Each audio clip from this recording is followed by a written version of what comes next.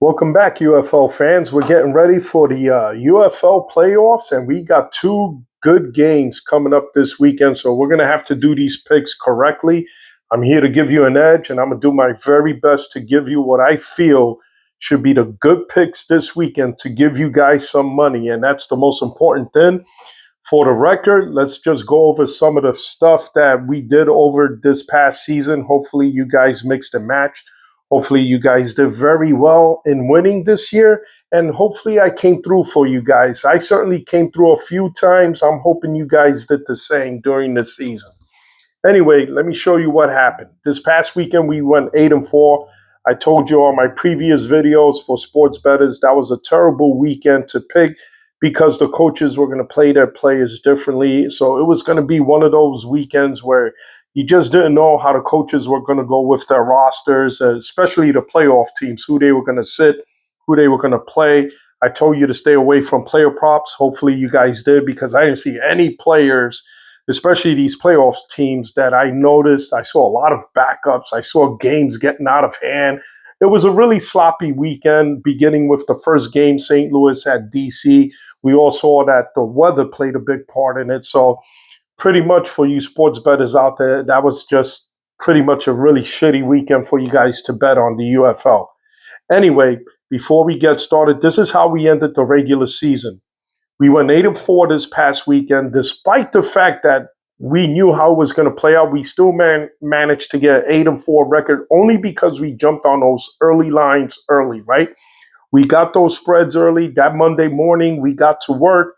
We hit the sports books. We hit the sports apps, whichever ones you use, and we were able to get these money lines, these over and unders, the spreads down. Okay, so this is how we ended up 8-4 this past weekend to give us an overall record, for the season. The money line, we were at 27-13 as I look at my notes. Okay, the over and unders.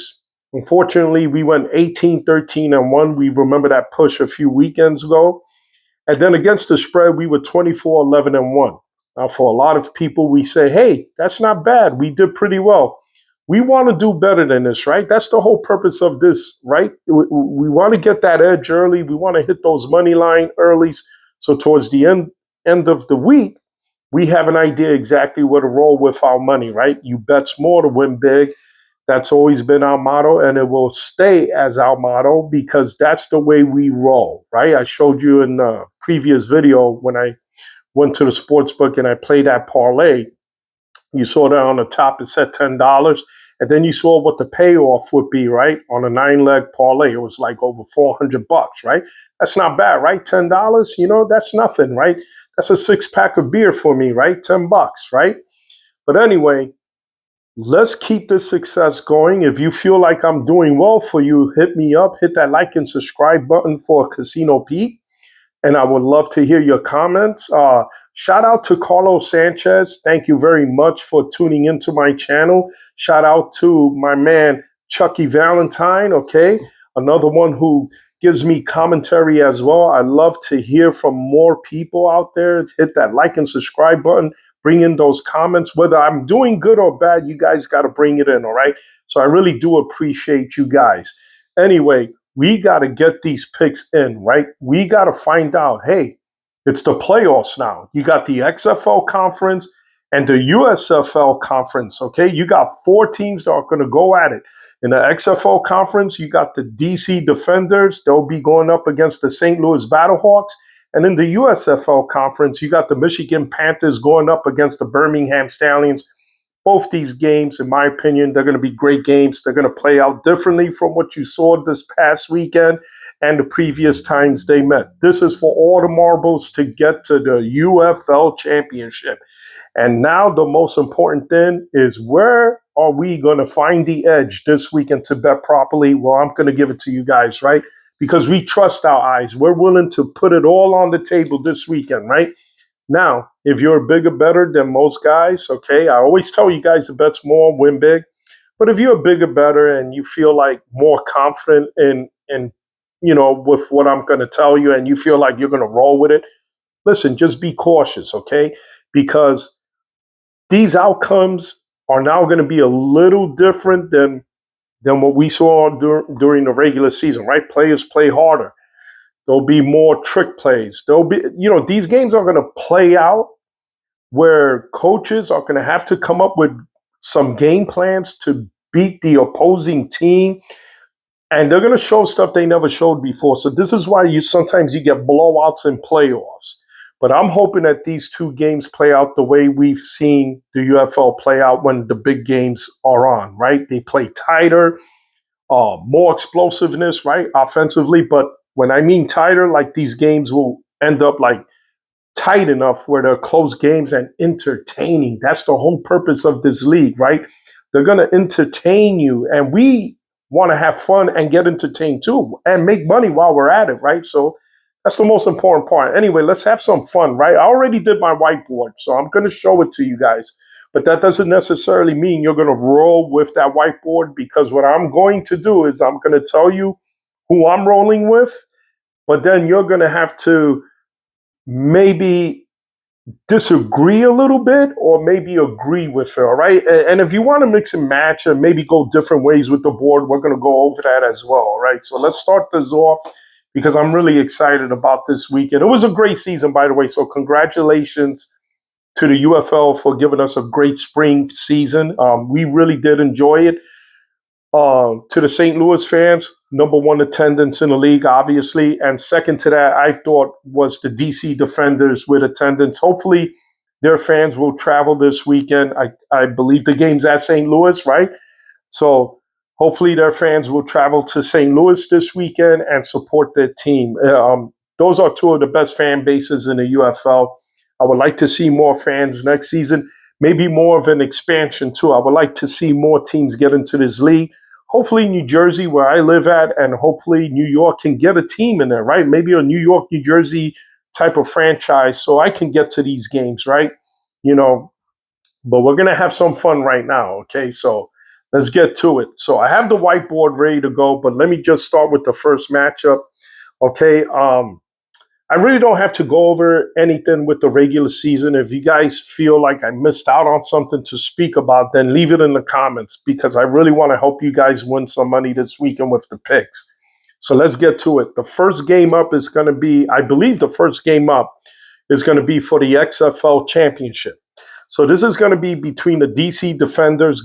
They are 6-4, right? They ended the season 6-4 at St. Louis, who ended the season with the best record, 8-2. Now, this is crazy because they did play this past weekend. But you didn't, first of all, the weather played a terrible part in the game, right? They delayed the game. They came back. They tried to play the game. But both coaches did the right thing. They sat their players, right? They sat their players and they said, you know what? We're not going to show nothing this weekend because we know we're going to face this opponent the following weekend.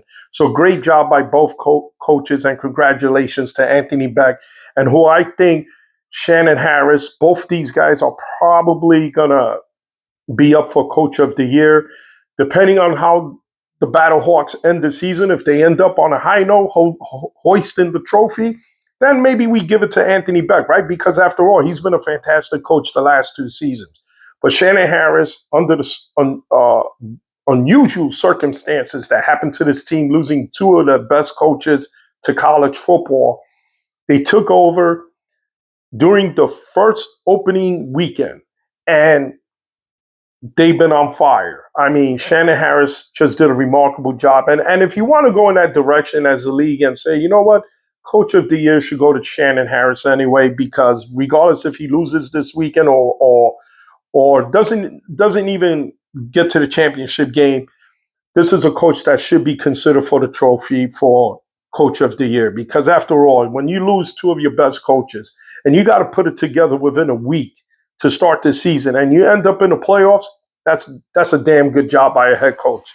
But again, Anthony Beck is going to make that difficult for him. And I believe starting this weekend, the St. Louis Battlehawks, I'm taking as the money line. Okay? I believe this weekend, the St. Louis Battlehawks, all right? And I'm looking at my notes right here. I think they're the better team at the current moment. That's not to say that the DC Defenders, who already beat them earlier in the season, 27-15, doesn't mean that they're not playing bad because I'm not basing this off of last weekend. Remember, last weekend is out the window. These coaches did not play their players. They went with backups. It was a sloppy game altogether. So we're not basing it on that. We're also not basing it on the first game that they played against each other, right? That was a 27-15 game. It was, I believe that was the game that Manny Wilkins got hurt, if I remember. I believe that was the game.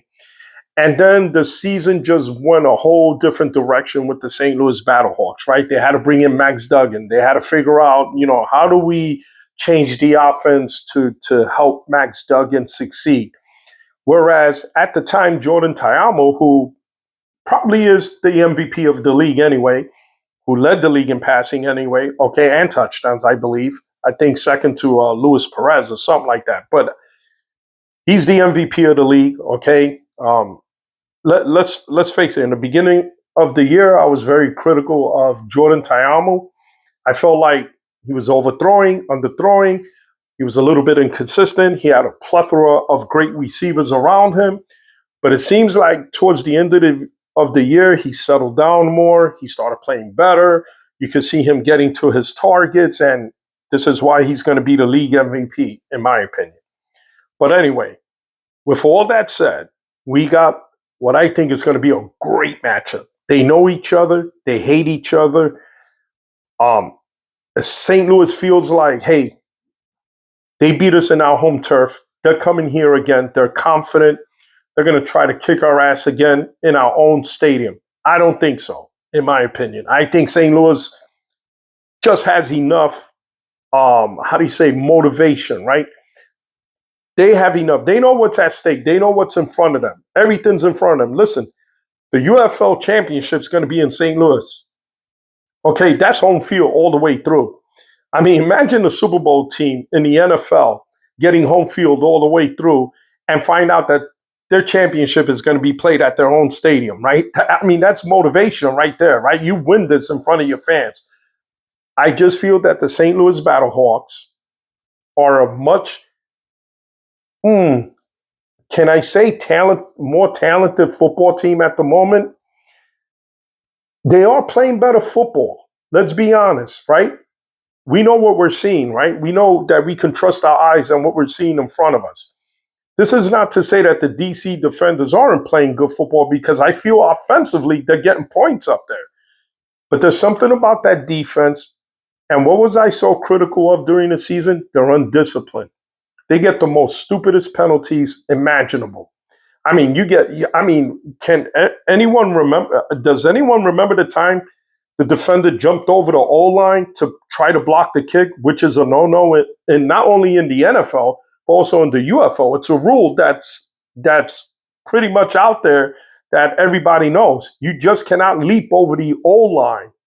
Okay, that's a penalty, and we saw that. And it seems like they would do stuff like that throughout the season, stupid penalties. I mean, so look, here it is. You got a DC Defenders team with a fantastic defense led by Joe Wallace, that interior defensive lineman, who I think is the best defensive tackle in the league, on both sides, right? Joe Wallace is a monster.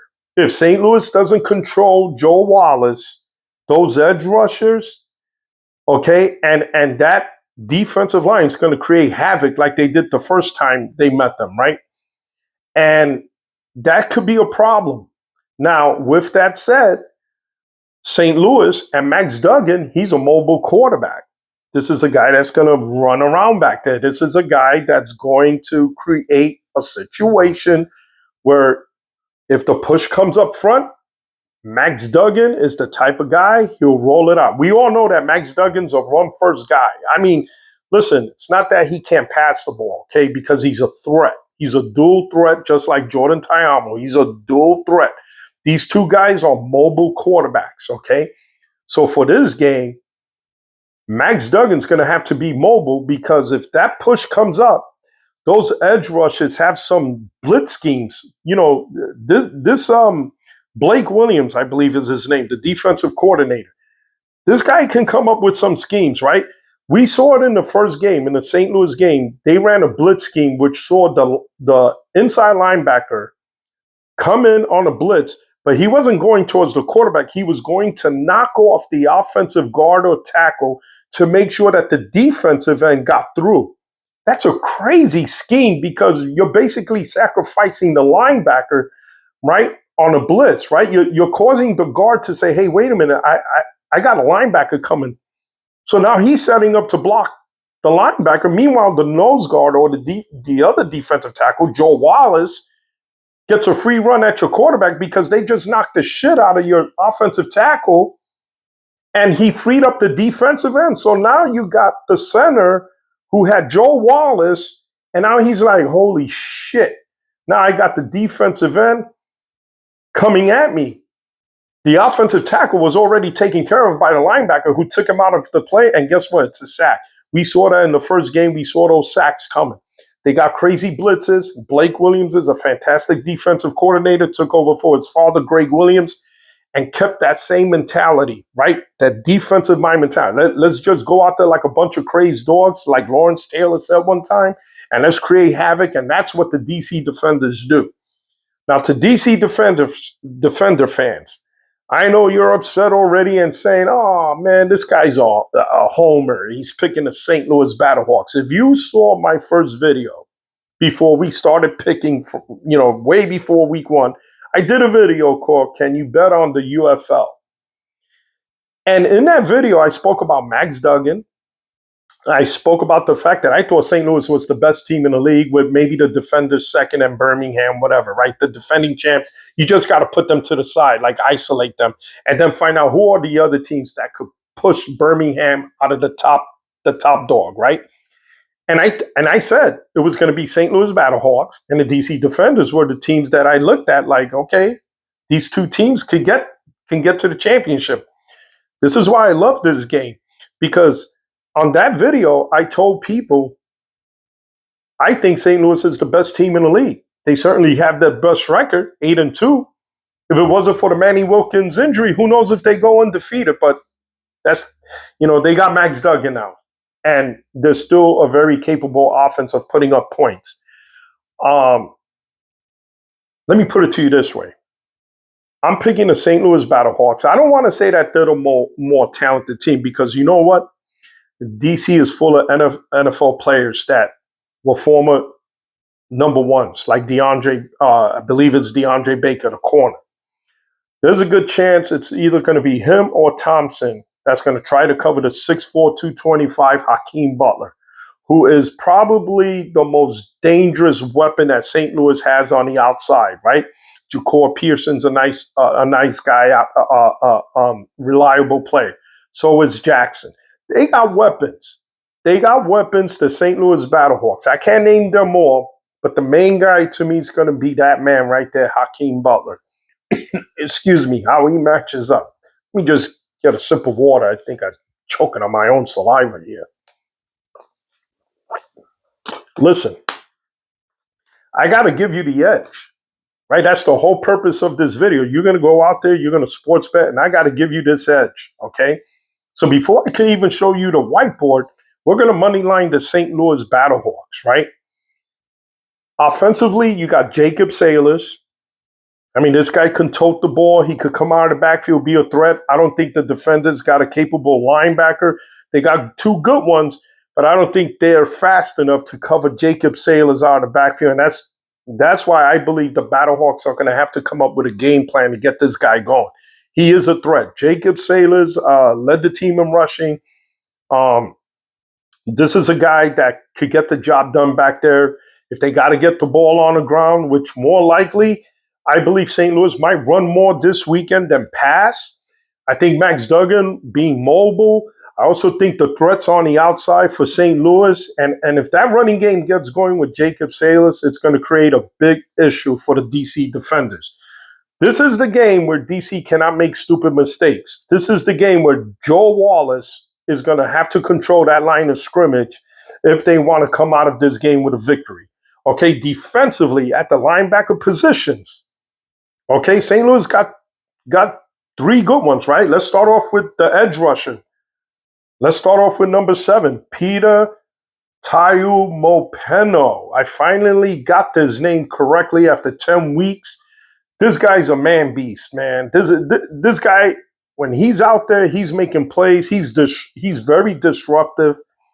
And then he feeds off of what Travis Finney is doing on the other side, right? Then you got Mike Rose and Harvey at linebackers. So, right, these guys are stout. And the front 7 looks great for them, right? Those 2 edge rushers are going to have to keep Jordan Ta'amu in. And the secondary is going to have to come up big.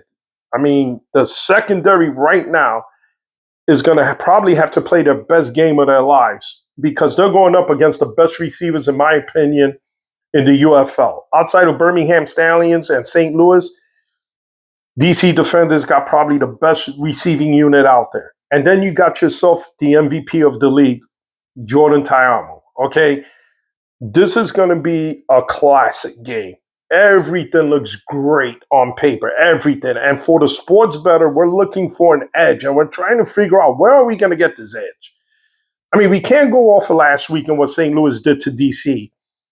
But if we go off the first game where the DC Defenders were out there just disrupting plays and forcing the Battlehawks to make mistakes, can we go off of that game?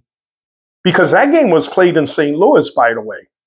And now they're back in St. Louis. But I just think the Battlehawks are going to get this game out of revenge. They also have an edge in the kicking department, right? That Rodrigo guy, right? Ex-NFL star, comes to the St. Louis Battlehawks, and he just doesn't miss us, okay?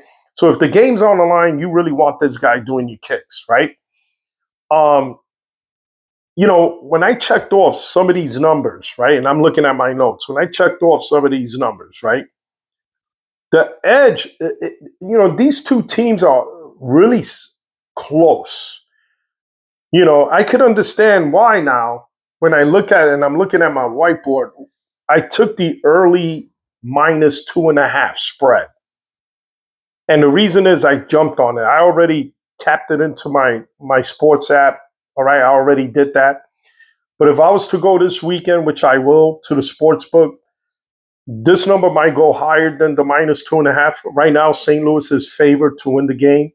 I think they will by 4. I think I'm looking at a 27-23 game, which is another reason why I took the over. That's been the trend in the UFL this season with the overs. So I'm going to jump on the over, which is 46.5. They got the over and under at 46.5. Vegas is expecting a combined score of like 27-20, like 47 points. I think so too. I think both these offenses are going to try to outscore each other in this game. It's going to be a great game, by the way.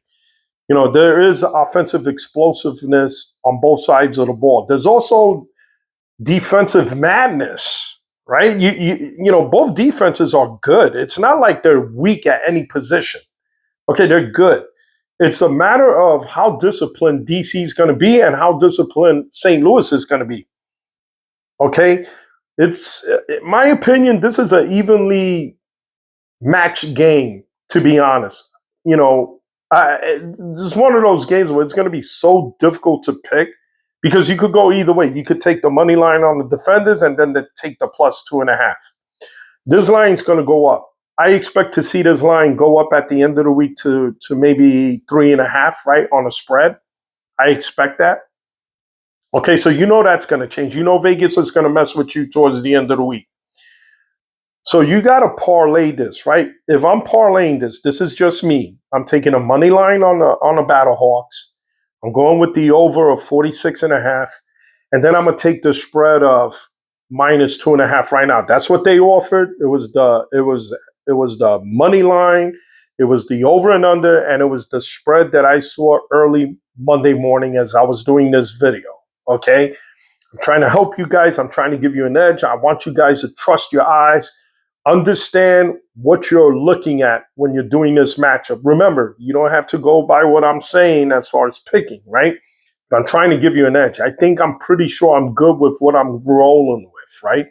I think I'm good with this week, and I'm pretty much confident that the Battlehawks are going to win. I'm pretty much confident that they're going to go over. It's going to be probably one of those 27-23 games, whatever. definitely over the 47 points. All right, that's been the trend. I think I'm going to stick with the trend. And I think that minus 2.5 was just too good for me to pass up. Can it go lower by the end of the week? I don't know. It depends how the money's going to roll. I think the money's going to be divided both ways this weekend. I don't think Vegas is going to lose anything this weekend. The edge might be like maybe 52 or 53% towards St. Louis. And if that happens, then you might see that spread go higher to like a minus 3.5. But I'm going to jump on a minus 2.5. If it gets to minus 3.5, on paper, I was going to take the defenders at plus 3.5. But that was just to cover my ass, right? So I would do like a separate parlay sheet if you're doing this game, like a 3-leg parlay, right? $10 will win you, I don't know, maybe 100 something bucks, right? I don't know. But you have to figure it out. If you have a little bit of money you want to throw here and there, maybe do a 3-leg parlay in this game at $10 and then do another one at $10 and mix it up a little bit, right? Me personally, I'm rolling with St. Louis. I think the Battlehawks will win. I just think this is going to be one of these Hakeem Butler type of games. The coverage is going to roll towards Hakeem Butler, okay? Let's be real. So it's going to make it a little bit difficult for him to get those high numbers, all right, as far as player props, right? If you see 225 passing yards and maybe 1 touchdown or 2 touchdowns for Jordan Ta'amu, I could go in that direction. He's probably good for 1 rushing touchdown, but their running game is led by Jackson right now. Okay, and I think Abram Smith did play a little bit better. They do have another Pearsall, I believe is his name. I believe that's the other running back. They did struggle this season with their running game. When it comes to player props, I'm looking at, if I had to pick a wide receiver to give me some numbers, and it's been kind of crazy with the defenders because one week Braylon Sanders is big. The following week it's Ty Scott. Then you got Powell. Then you got Mickens. If I had to roll with one guy this weekend, it might be Mickens, right? I think Mickens can give you the numbers, but don't sleep on Braylon Sanders, right? If you're going with player props this weekend on the defender's side, I'm looking at Jordan Ta'amu to probably throw 2 touchdowns, throw over 220 plus yards. Rushing wise, I'm not confident. They were very inconsistent this year with their running game, although Jackson is looking good now. Abram Smith, I saw a little something out of him. Chris Rowland, I should say, is obviously their playmaking player on offense, right? But with Chris Rowland, you're going to have to, if I'm pronouncing that right, Rowland or Rawland. But with this man, you're going to have to go with total scrimmage yards. If you see a prop that tells you somewhere between 60 and 80, I think I would go with Chris Rowland, especially and for 1 touchdown too. I think he's going to give you a touchdown in this game. He did hurt them the last time they played. Chris Rowland is probably the best player prop on this team, second to Jordan Ta'amu. Okay. As far as St. Louis players with the player props, you're going to roll with maybe Max Duggan, right, to give you a touchdown with his mobility. This guy could get it done with his legs. As far as passing touchdowns, maybe 1. As far as passing yards, this is a tough one because I got him between 195 and 205. If it goes any higher than that, I would lay back. I don't think I take him as a player prop with passing yards because, as you know, he uses his legs also, and he's a threat coming out of that position as a dual quarterback, just like Jordan Ta'amu. Outside of Hakeem Butler, you got to roll with Jacob Saylors. I got this guy for 1 touchdown. Okay. Jacob Pearson maybe can give you something, but the 2 guys that I'm looking at is Hakeem Butler and Jacob Saylors, right? Total scrimmage yards with Jacob Saylors, you could roll with that if it's between 60 and 75. Maybe I take him. I know he's going to probably get a touchdown in this one. Okay, just like I feel confident with Jordan Tyromo throwing 2 touchdowns, I think this guy's going to get his touchdown too. I also think his rushing yards will be up because I believe in this game, St. Louis is going to try to beat the defenders with the run this weekend just to get Joe Wallace balanced out. Basically, they don't want Joe Wallace coming at you every play. So they're going to try to tire him out a little bit, slow the rush, they say, getting that running game going. I think that's where St. Louis is going to probably have to do their best. If that running game gets going for St. Louis, this could be a bad blowout. Because if the running game works against DC, this could be a situation where the receivers are running roughshod in their secondary. Again, when I look at weaknesses for both these teams, the weaknesses with the defenders, I said it from the very beginning, it's their discipline. How are they going to play this game? Are they going to be under control or out of control? Are they going to be a team that's going to go in and play the way they know how to play? And with disciplined football, I know Blake Williams is a cut from his father, and I know his father plays very aggressive defense. I think the aggressiveness is very good because it just makes the interior line and the outside edge rushes more better to get to Max Duggan. This is a big game for the O-line for St. Louis because they're going to have to be on their toes. They might get help from their tight end, Sutherland, who's very good at coming out and catching passes. But I think the tight ends are going to sit in and try to help that O-line a bit because you don't want to isolate Joe Wallace one-on-one on any of your players. In my opinion, he's probably the best defensive tackle in the league. Definitely deserves to be in the NFL too. But we're going to go with St. Louis in this game. I'm moneylining it. The edge that I see is that they got a field goal kicker who's consistent. Listen, both the field goal kickers are good, okay? But I just think that Rodrigo has played in bigger games, and he's just playing very well this season. He rarely misses when the game's on the line. This is a good field goal kicker, and if I had to find an edge, that's where I'm going to find the edge, a little bit on that special teams. Not to say that the defenders don't have good special teams, but DC's going to have to be very disciplined. They're going to have to play their best defense this weekend because I think that St. Louis is hitting on all strides. Unfortunately, they didn't play their starters this past weekend. Neither did DC, and this is why I'm saying it's an evened out game. And I just think that Rodrigo is going to give them that edge with the field goal unit. Could this come down to a field goal game at -2.5? I expect St. Louis to win and cover. That's why I took the -2.5. I think it is going to be a field goal game. At worst, it could be a 4-point victory for St. Louis, 27-23, something like that. Could be 32-29 a game, right? That keeps it close, right? That keeps it close. And it ends up, I win because of the -2.5. Could be one of those type of games. I think this of both the matchups, I think this is the best one this weekend. This is going to be the best game of the weekend, I think. That's just my opinion. But again, what you guys have to do, and I'm trying to give you the edge because from what I see, it's an evenly matched game. The edge rushers from St. Louis against the secondary of DC, against the wide receivers of DC, against the secondary of St. Louis. You know what I mean? I'm trying to look for an edge. And, Jordan Tyromo is going to keep you in the game. He's mobile. He's got an arm.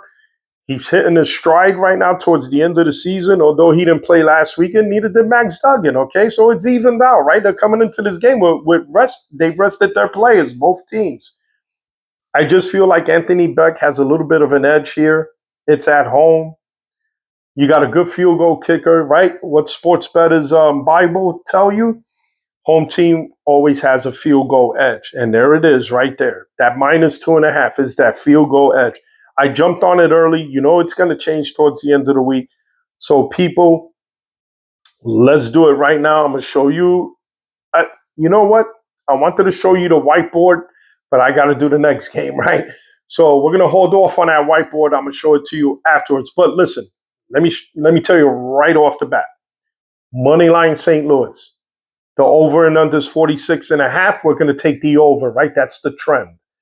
The spread is at -2.5 as of Monday morning. It's going to go up probably towards the end of the week, or it could go down. If it goes down, you stick with the -2.5. Don't worry about it unless you're going with the DC Defenders. Then you go to the plus on anything. Okay. Right now, DC's the underdog. So if you're going to roll with DC, you just take DC all the way through with the money line and the spread. But with the over and under, you go with the 46.5. Okay. DC's going to throw the ball. Let's face it. Their running game has really not been too impressive. Although I'm going to say that in the past 2 weekends or 3 weekends, this number 25 from DC, Jackson, has been toting the ball a lot better than the other running backs. All right. But if there's an X factor of a player throughout this matchup, guess who it's going to be? Well, it's going to be 2 players. For St. Louis, it's the kicking game with Rodrigo. But I'm telling you right now, with DC, is going to be that number 12, Chris Rowland. I think this guy's going to have one hell of a game. I think he's the key. I think if St. Louis could shut this guy down, I don't know if their linebackers can hang with this guy.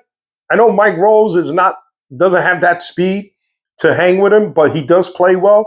I know Harvey plays well as two. These are 2 good linebackers. Then you got the edge guys. This could be a situation when DC just, hits the edge guy, slow his roll towards the quarterback. Because St. Louis change up their defense and say, you know what, instead of us coming at Jordan, trying to keep him inside, why don't we chip the running back coming out, Chris Rowland? Why don't we just hit this guy before we, send our wolves towards Jordan Taramo? I mean, as a defensive coordinator, those are options. But again, this is going to be a great game. Moneyline St. Louis. The over and under, to me, I'm taking the over on 46.5. And I'm taking the spread of -2.5. That's just me. You guys, if you want to go the underdog route, just remember that the over is going to be 46.5. Take the over. If you think it's going to be under that, then go with the under. But if you're going to take DC, you take DC with the plus, and you take they're the underdogs. That's all you need to know. All right, guys, with that said, let's hit that second game, man. This is another good one, and this is for the USFL Championship. The Michigan Panthers at 6-4 going up against the Birmingham Stallions, the defending champions at 7-3. They just ran over the Memphis Showboats to get here. Okay, let's listen. They played their starters. They could have easily rested them. I think they started taking them out somewhere in the late 3rd quarter.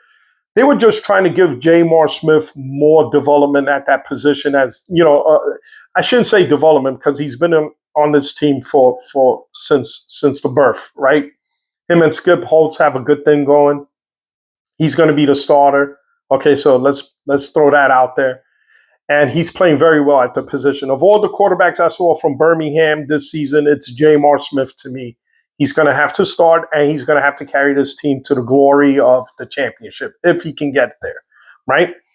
But let's face it, the guy could run and the guy can throw. And when he throws, man, he's going for it all, and he's hitting his targets. Let me tell you, this guy's got a gun, all right? For a guy that was laid off up to May, this guy's got a gun. And he's a threat. He's a dual threat that could get the job done, especially on 3rd and 1s, too. He's a big guy. He could run the ball, right? He could run you over. Okay, we're going to talk about Birmingham right now. We all know what they got on the offense, right? You got probably the best receiver in the league in Deion Kane. Okay? Then you got Amari Rodgers. You got Kay Johnson. You got Marlon Williams. This is a good set of wide receivers that rivals the DC Defenders. Okay? Then you got a running back, right? You got Roundtree, right? You got, I believe, Person, right? That's his name. Who's the other running back there? I'm trying to get his name. Oh my God. Sometimes I get these brain farts at the worst moments. But anyway, they got 2 good tight ends. Jay Sternberger, right? You saw him, what he did this past weekend. And don't forget Jordan Thomas. What he gives you at the tight end position, 6'4", 280. I mean, the guy's a man beast, right? A man beast. I mean, this guy, he'll truck you over, right? So Birmingham is set on offense with their weapons, and they're hitting their stride. Remember, they almost beat the St. Louis Battlehawks a couple of weekends ago, right? It was because they fumbled the ball at the end. Otherwise, they kicked the field goal, they walk away with a win. They probably have an 8-2 record, and St. Louis would have been 7-3. So Birmingham, right now, they're hitting their stride. They're playing the best football for them. Because when they started the year, remember how they struggled on offense? All these different quarterbacks, all these injuries that were mounting up at the position. Then they bring in J. Smith off the couch. And now the guys turned the Birmingham Stallions to a total different offense. They just look great. They look fantastic. I put them in the same category as the St. Louis Battlehawks. They're hitting their stride at the right time as the playoffs are coming around. I just don't see Michigan winning this game. I really don't, guys. I really don't. I'm trying to give you this edge, but look at the firepower that Birmingham's bringing. Now, I know the defense is going to struggle a little bit, but they're not that bad of a defense. But you got to remember, Michigan's going to come in here with one thing in mind. We got to keep that offense off the field. So guess what, guys? We got to run Nate McCrary and number 35, Tua, I believe, right? Toa, right? Tome or whatever, Don't mean to be disrespectful to the guy. But number 35. That running game gets going for Michigan. And that O-line, which has been doing far better than the beginning of the year, they're going to be a problem because they're going to have to get that O-line. And to me, the offensive game plan for this weekend is to keep that Birmingham offense off the field. If they could get up on them early, like get 2 scores up on Birmingham, guess what? It's a different game because now you got to stop 2 good running backs, maybe 3. Toa and McCrary are excellent running backs, and they got a good running game. And now let's factor in that Bryce Perkins comes back, and this is where I have a problem with what's going to happen to Michigan. Now, Mike Nolan's a fantastic coach, right? I'm looking at my notes. Mike Nolan is a fantastic coach, okay? And he's 0-5 against Birmingham. All right, it's not all his fault. I think he puts in a good game plan. Remember, the first game they played, I believe, was opening day. They ended up knocking out Alex Magoo. They played that game tight. But Etling wasn't the main guy, right? They weren't going with the main guy. We saw how he played this past weekend. We also saw that Michigan dropped that game. I didn't like anything I saw about Michigan to end the season. But listen, they knew they were going to play this game at Birmingham, right? The league kind of screwed up this whole thing with in case Michigan had won and beaten them and all this home field, whatever. Even if Michigan had won the division, they still would have had to travel to Birmingham. That's basically what I'm trying to say, right? So the league has to come up with a better plan to give teams, just in case a situation like that happens, the home field advantage. But anyway, with that said, we're going to move on. Bryce Perkins is coming back from what I heard was an ankle injury, right? We didn't see him play for the last couple of weekends. Lost probably the MVP votes as well. But he was playing to MVP standards. We saw how the offense changed when Bryce Perkins took over. We saw that he was the much better quarterback between Etling and guy with the fantastic name, Rocky Lombardi. Holy cow, man. I wish I had a name like that, right? Rocky, right? Rocky. But he did not play like Rocky this past weekend. And then he has a last name like Lombardi. What? You got a last name like you got 2 of the greatest names on you, bro. You got Rocky Lombardi. But anyway, he's not going to be the quarterback anyway. He did not play well. I mean, he was given the opportunity to show something. I didn't see it. But look, they're going to roll with Bryce Perkins. He's going to be stiff. How well he plays is going to depend on how well that ankle is from what I'm hearing. Right? If he needed that many weekends off to get that ankle healed, then it's a serious stint, right? It's serious enough that he had to take weekends off. Now you're asking him to heal up, get ready for the game without any reps you took these past 2 weekends. This is a tough one for Bryce Perkins. Now he's got some good wide receivers, Mariner, right? Sayosi Mariner. Then he's got Vaughns on the other side. 2 capable receivers.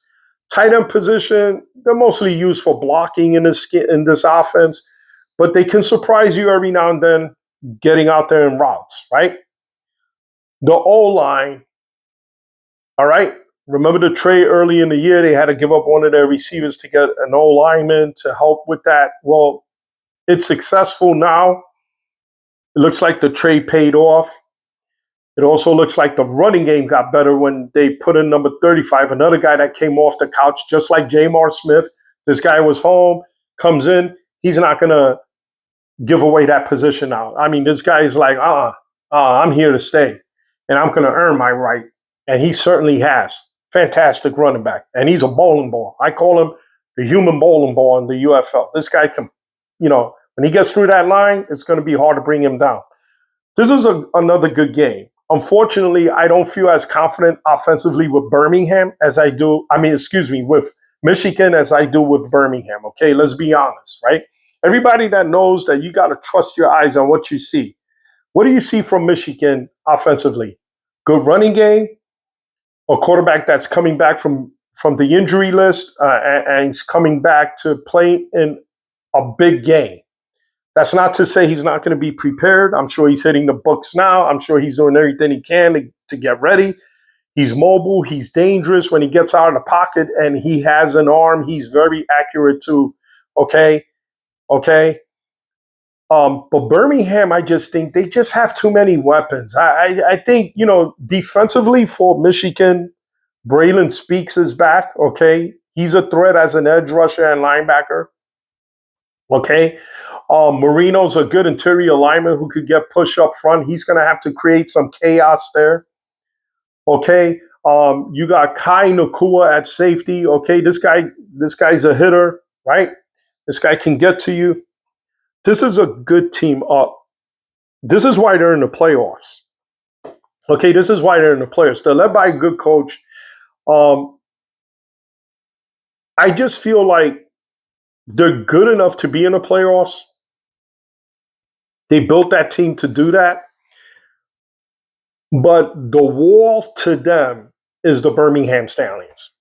I mean, these are the defending champs. These are the guys that represent the UFL, XFL, whatever, USFL, whatever, every season in a championship game, pretty much. They're going up against the best team in the league. Outside of St. Louis, this is the second best team, I think, in the league. And they're the defending champs. And their offense is hitting on all cylinders right now. I just don't see Michigan matching them point for point. And if it comes to that, I just feel like Birmingham's going to run away with this game. However, with that said, if Michigan's running game gets going, and I know the defense is good enough to stop anybody. I know they are. It's just going to be a handful against Jamar Smith and those wide receivers and those weapons that they have for Birmingham. But with all of that said, Michigan has a chance. Absolutely. If you want to take Michigan as the underdog, wow, that's going to pay well.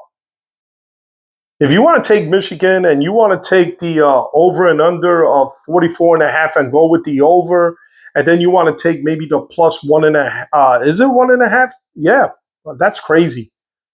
Plus 1.5 for Michigan, then go right ahead. This is how I'm rolling with this game. I'm going to tell you right off the bat. I'm going with Birmingham. That's just me. And I'm going to take the over and under of 44.5. I'm going to go with the over. And I'm also going to take the minus 1.5 because they threw it out there, right? If it goes any higher this weekend, I probably won't take it. I think this is going to be a good game that's going to come down to a last-second field goal or maybe a 2-point conversion, right? It could come down to that, right? Last-second goal line stance, something like that. I feel this is one of those games. At 44.5, I think it's safe to go with the over. Okay, so let's realize that this is the playoffs. The trend during the season were the overs. And being that this is the playoffs, teams are going to go out there to try to score. Okay? If Birmingham gets up on Michigan, then it's a done deal. I'm not saying to give up on Michigan, but you could do embedding, right, for sports bettors, right? We've seen that. I just feel like right now, this all screams to me Birmingham all across.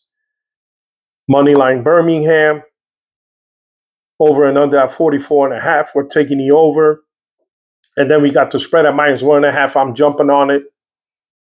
I got Birmingham to win by 2 or 3, maybe 4. So I'm going to jump on that. But as the week goes on, you're going to see these numbers go up. Okay? I believe all the money's going to roll on Birmingham. So I'm pretty sure Vegas is going to turn around and mess with that over and under and that spread. I think the spread's going to go higher. Might reach 4. It shouldn't go that high. But I think once they see the money rolling in, okay, I think a lot of people want Birmingham's money, right? The money's going to roll to Birmingham. So I think, could this be an upset? Could this be the one game this weekend that's the upset? And you know what? Both these teams could pull the upsets, right? DC Defenders against St. Louis, that could be a game that could go into upset venue. Then you got Michigan that could probably upset. The underdogs this weekend are all capable of the upset. But if I had to look at a game that could give me that upset, it should be this game. I know a lot of people are going to say, no. It's the DC game. You're crazy. DC already beating them. DC, their defense, they're going to smoke St. Louis. No, that's the game that would be the upset. But I also think that Michigan has a great chance because of their running game. If they get up early, if they just, what if the Stallions defense comes out and expects run and Michigan trips them up? Maybe Mike Nolan comes up with a game plan where, hey, we're just going to pass all day long. Come stop us. And now we got Bryce Perkins back. He's accurate. He uses his legs. Come stop us. If Michigan trips up Birmingham's mentally designed defense to stop the run, guess what? You have a chance. But that's asking a lot. And as a sports bettor, I want the short thin. I know what I'm seeing. Bryce Perkins is coming off injury. He's going to play a game that he's going to have to play his best for Michigan to have a chance. Birmingham just came off blowing out the Memphis Showboats. I mean, they showed their true colors. Hey, this is a shit team. We're going to come in. We're the defending champs. We're not going to give them a chance to breathe. We're going to take care of business. By the third quarter, this game is over, and we're going to play our backups. And they did that. That's what great teams do.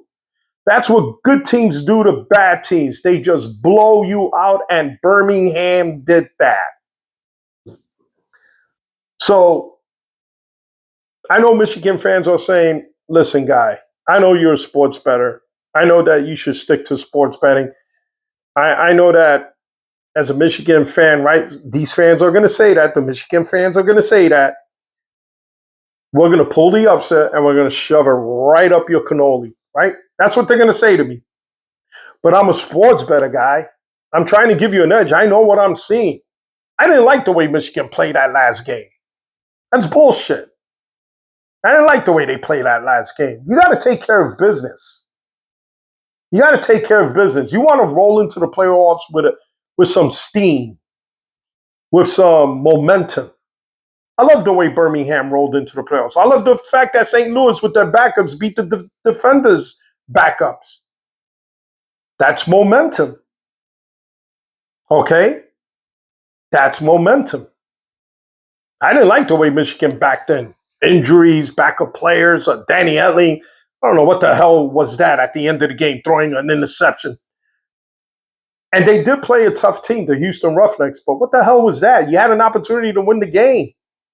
And that's what you do on the first play. You go deep and throw an interception.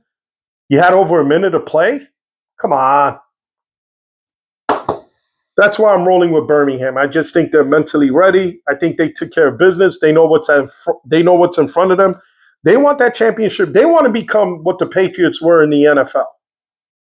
They want to dominate. Skip Holtz wants to go down as the greatest UFL coach in history, and I can't argue with that. I think from way back then, from the USFL to the XFL to the AAF, whatever leagues, I think Skip Holtz nails it if he wins it all this year. He could go down as the greatest ever in spring league football. Right? You got the Spring King quarterback in Luis Perez. You got the Spring King head coach in Skip Holtz, right? Come on. The Bill Belichick of the UFL, right? And then when we go to player props, let's start with Birmingham and their player props. Where would I throw my player props? Deion Kane and Jamar Smith. I used to call him Jamar, and then yesterday the announcer was going Jamar. So I think that's the right pronunciation, so I'm going to have to respect that and go with Jamar. I think those would be the two player props I would look at most, right? You're probably not going to get anything from the running backs. Maybe Roundtree in the end zone as a touchdown. But I don't see the running backs. I wouldn't take any running back for props for Birmingham anyway. Wide receiver-wise, Deion Kane is my main guy, right? One of the best receivers in the league. That would be where I will roll my player prop with. Total scrimmage yards, maybe. Because he also kick returns, punt returns, receiver, right? That's why he'll build up those total scrimmage yards. But I think it has to be between 70 and 90 in scrimmage yards. That's not to say that Jordan Thomas or any of those guys ain't going to put up numbers, but I just think Birmingham, I'm sure the coverage is going to roll consistently on Deion Kane, so be careful with that. Depending on how high that total scrimmage yard is, you got to remember, since he's the main weapon, they're going to roll all their coverage towards this guy. And they're going to try, Michigan is going to try to say, hey, beat us with the other guys. And those other guys will be Jamar Smith and the tight ends. Cade Johnson's a good little number there too, but I don't know if he's going to give you the numbers, right? But Jamar Smith can give you 250 plus yards passing. I believe he's capable, and he's done that in recent weekends. I think he's good for 2 touchdowns passing, 2 passing touchdowns this weekend. His mobility will probably get you another 30 yards. Maybe less than that, maybe 20, between 20 and 30. Maybe he even gets in the end zone rushing wise, right? So if you're going to take player props, that's what you got to look at for Birmingham. On the Michigan side, Nate McCrary, total scrimmage yards along with number 35, Toa. I think they both will be in the end zone at some point this weekend, right? You could put them down for that. Rushing yards, I think they both can give you 30 to 45 yards on the ground. Okay. Sayosi Mariner is starting to become a weapon for Michigan. Maybe he can give you between 40 and 50 yards receiving. Touchdown, maybe. I know Vaughns is out there too. He's another good one. He could probably give you the same numbers. Bryce Perkins, we all know what he can do when he's in the game and healthy. He could be a problem. Rushing as well. I think he could give you a rushing touchdown, but with the ankle, this is where, as a player prop, I would stay away, especially when it comes to rushing yardage. Passing wise, I'm looking at maybe between 200 and 225. Because you got to remember that most of his passing yards came when he was rolling out of the pocket and making plays on his own. Now you're asking him to sit in the pocket with a bum ankle, and I think he's going to get sacked quite a few times in his game, right? So it's going to be tough. I think with player props, I'm going to roll more on the Birmingham side. The running backs for Michigan, I think I would take for player props. But other than that, for the passing game, I'm going to roll with Jamar Smith to give me my prop yardage. So with these 2 games this weekend, you guys are really going to enjoy it. I'm going to show you the whiteboard now. I'm sorry that I waited towards the end, but I had to break this all down because I need to see if you guys are going to agree with everything that I'm saying. If not, that's okay, because upsets do happen in the playoffs. Both these games could be upset to sports bettors, right? Everyone's money's going to roll with St. Louis. Everyone's money's going to roll with Birmingham. But don't sleep on the 2 underdogs. And that's where sports betting, you guys got to figure it out. Whether you single game, like 3-leg parlay it, or you play a profit parlay it, or you do a whole 6-leg parlay on it. But remember, you got to bet small and win big. I'm going to show you the whiteboard, man. I'm so sorry that I waited till the end to show this. This is what I'm rolling with. This is what I'm rolling with.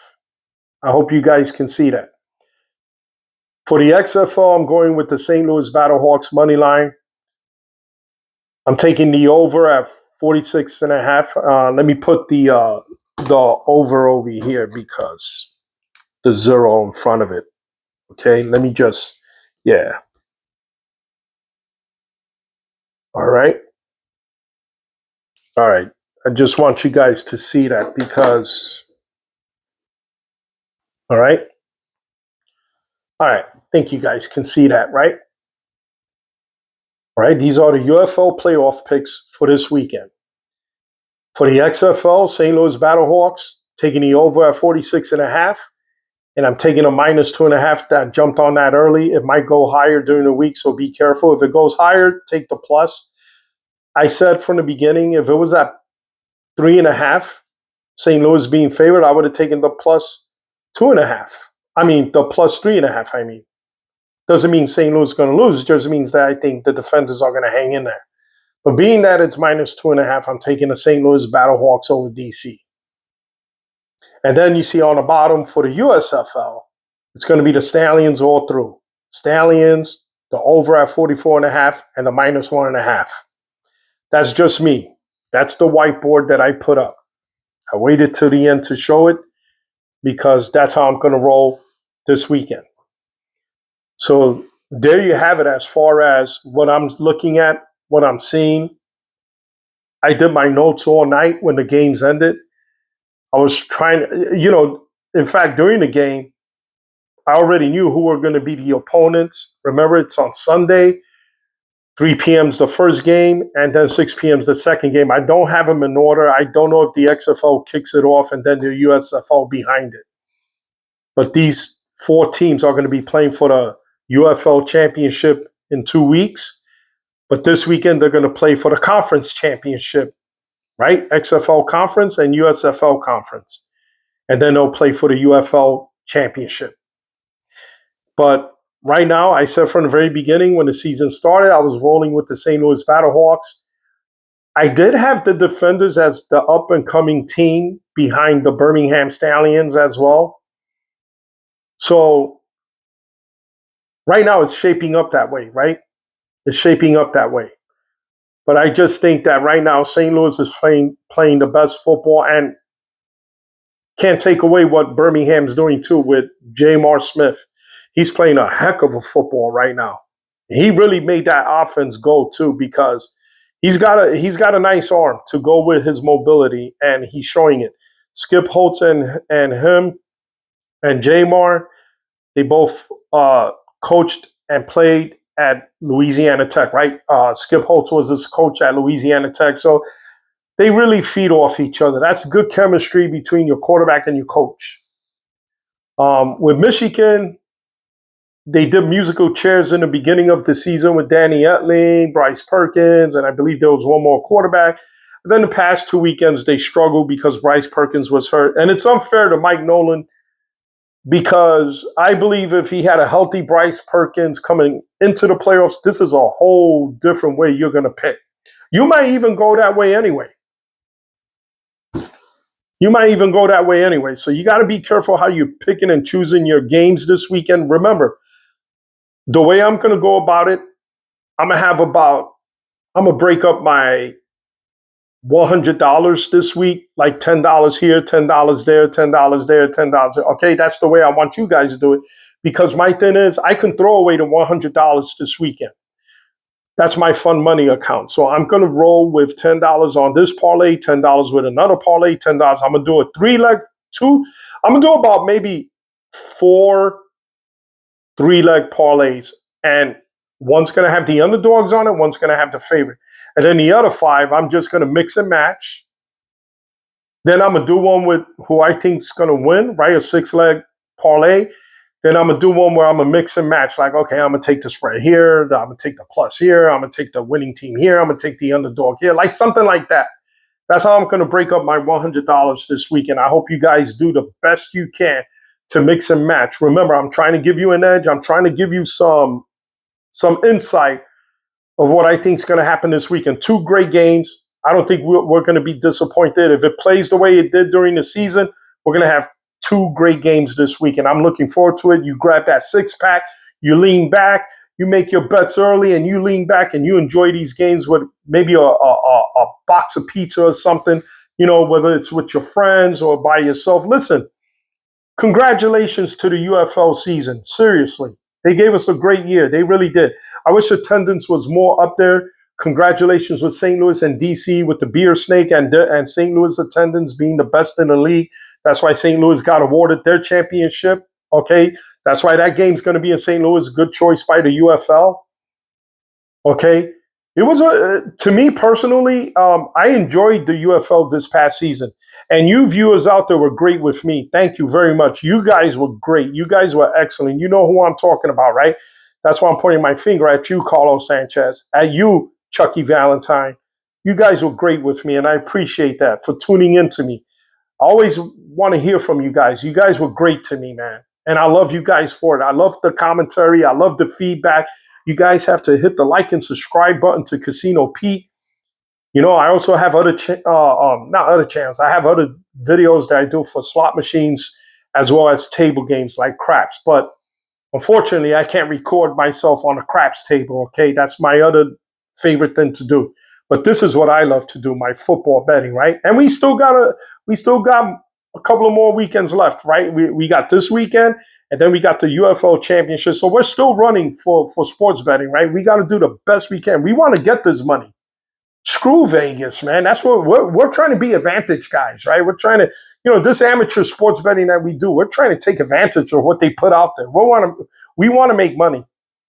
Okay, we want to make money. And if you're a big bettor and you throw serious money down, I want to hear from you guys. If you threw some serious change and parlayed it and you won big, I want to hear it. I want to hear what you did. Give me the numbers, man. Give me the numbers. You saw my previous video when I went to the sports book, because I was going to Atlantic City anyway that weekend, and then I showed you my parlay ticket, even though I lost on it, but still, just to show you, hey, Casino Pete is you. I'm an amateur sports bettor, but I'm doing what we're supposed to do. Bet small and win big, man. That's what it's all about. I love you guys, man. I really do. I love you guys. And I want you guys to make money, man. I want you guys to make money. We had a successful regular season, if you want to call it that, right? We went 27-13 on the money lines, right? Then we went 18-13-1 on the over and unders. This last weekend we kind of sucked at it, right? With the over, it seems like the unders all hit because it was the last weekend and backup players were in, and every game became a defensive battle. And then against the spread, we were 24-11-1. Incredible. They're not great numbers because let's face it, right? As a sports bettor, you want to, and I hear people saying, "Oh man, I'm out there, pay me, I'll give you the best numbers. I hit 80% of the time." That is all a lie. It's not factual. Okay, that is all bullshit. No one hits 80%. Okay, but you're gonna hear guys throwing out YouTube channels for that, right? Now, I'm not gonna mock them. They do what they do. I'm not going to mock them. I'm not going to put them down. I'm not going to put them on blast. I'm not going to criticize them. That's who they are. And if that's what they're doing, hey, fantastic. Good for you, man. Hey, you're one in a million that's doing that in sports betting. I don't know what my percentage is. I'm not good with my math. I don't know what my percentage is. If you was to combine the overall records from the money line, the over and unders, and the ATS, the against the spread, I don't know what that record would look like. I didn't even calculate it. I didn't put it in my notes. But we were above 500, and that was important because that meant that you guys were making money, and that also meant that if you mixed a match, you came away with money. But other than that, guys, I'm looking forward to this weekend, and I hope you guys enjoyed this video. Hit that like and subscribe button again for the 30th time. And I really want to hear from you guys. Carlos Sanchez, keep doing very well. Chucky Valentine, keep hitting them well. Chucky, I wish I could do Canadian football for you, man. I really do.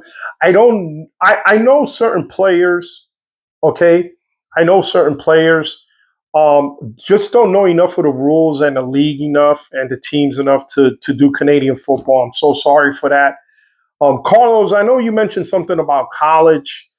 Um, Unfortunately, I'm not big on college football. That's a whole different thing for me.